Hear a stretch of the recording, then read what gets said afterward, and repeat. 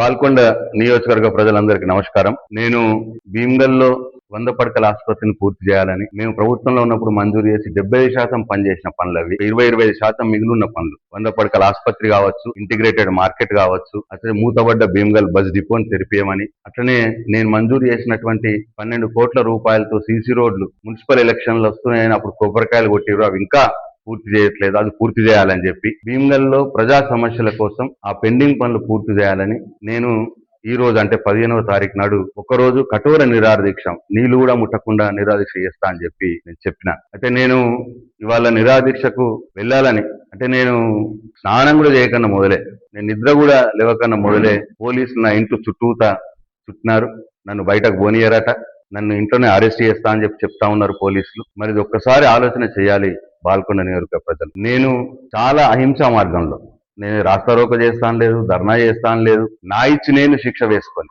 ఒకరోజు నేను నిరాదీక్షలో కూర్చుంటా, అహింసా మార్గంలో కూర్చుంటానంటే ఈ ప్రభుత్వం నన్ను అనగదొక్కే ప్రయత్నం చేస్తా ఉన్నది. మేము ప్రజల కోసం పోరాటం చేస్తున్నాం, ప్రజల సమస్యలు తీర్చమని చెప్పి నేను దీక్ష చేస్తాను తప్పిస్తే నా కోసం కాదు. ఆ హాస్పిటల్ పని పూర్తి చేయాలని, ఇంటిగ్రేటెడ్ మార్కెట్ పనులు పూర్తి చేయమని, బస్ డిపో తెరిపియమని, సీసీ రోడ్లు పూర్తి చేయమని, భీమ్గల్ ప్రజల సమస్యలు, బాల్కొండ నియోజకవర్గ సమస్యలు చేయాలని చెప్పి మేము అడుగుతున్నాం తప్పిస్తే వేరేది కాదు. దీనికి నన్ను ఇంట్లో నుంచి బయటకు వెళ్ళనీయకుండా పోలీసులు నా ఇంటి చుట్టూ, వందలాది మంది పోలీసులు నా ఇంటి చుట్టూ మొత్తం పారగాయడం అనేది ఎంత మట్టుకు సమంజసమో బాల్కొండ నియోజకవర్గ ప్రజలు ఆలోచన చేయాలి. నేను ఒక ఎమ్మెల్యేని, ప్రజల పక్షాన పోరాడవలసిన బాధ్యత నా మీద ఉంటది, ప్రభుత్వం మీద. మరి వాళ్ళు వచ్చి నా దీక్షలో వచ్చి, దీక్షా శిబిరంకి వచ్చి మేము నెలలో పూర్తి చేస్తాం, 2 నెలల్లో పూర్తి చేస్తాం అని మాట ఇస్తే నేను దీక్ష విరమిస్తా కదా.